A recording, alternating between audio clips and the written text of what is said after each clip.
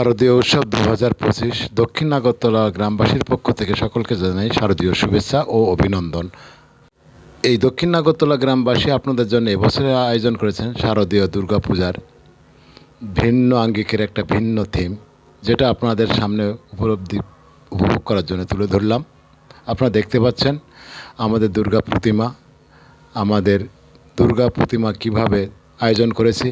এই আমাদের 37তম বৎসরে আপনাদের জন্য আয়োজন করেছি মা দুর্গা কীভাবে এই মর্তে এসে অসুরদেরকে দমন করে শান্তির বার্তা বয়ে দিয়েছেন। আপনারা হয়তো জানেন মা দেবী দুর্গার কত শক্তি। কয়েকদিন আগে আপনারা দেখলেন 4 ঘন্টা বর্ষায় পুরো কলকাতা শহর জলমগ্ন করে ছেড়ে দিয়েছে। হ্যাঁ, ঠিক এমনই হয়।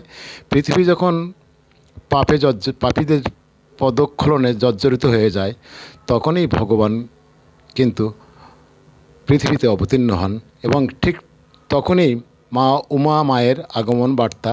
তাই উমা মা ধরণীকে পবিত্র করতে তার সমস্ত অশ্রুসিক্ত বাড়ি গঙ্গার সঙ্গে মিলিয়ে একাকার করে মানুষকে পবিত্র করে তিনি আবার এই ধরাধামে আসছেন। তাই সকলের কাছে অনুরোধ করব, আপনারা আমাদের এই দক্ষিণ নাগরতলা গ্রামবাসীর প্রতিমা দর্শন করবেন। এবং আমি লোকেশনটা বলে দিই, আপনারা যদি কেউ ট্রেনে আসেন, তালদি স্টেশনে নেমে 2 নম্বর প্ল্যাটফর্ম থেকে সোজা গোবিন্দনগর মোড়, এবং মোড়ে আসলে আমাদের প্রতিমা দর্শন করতে পারবেন। তাই আপনাদের কাছে সকল ভক্ত অনুরাগীদের কাছে আমার একটাই অনুরোধ, আপনারা আমাদের এই দক্ষিণ নাগরতলা গ্রামবাসীর প্রতিমা দর্শন করবেন। নমস্কার।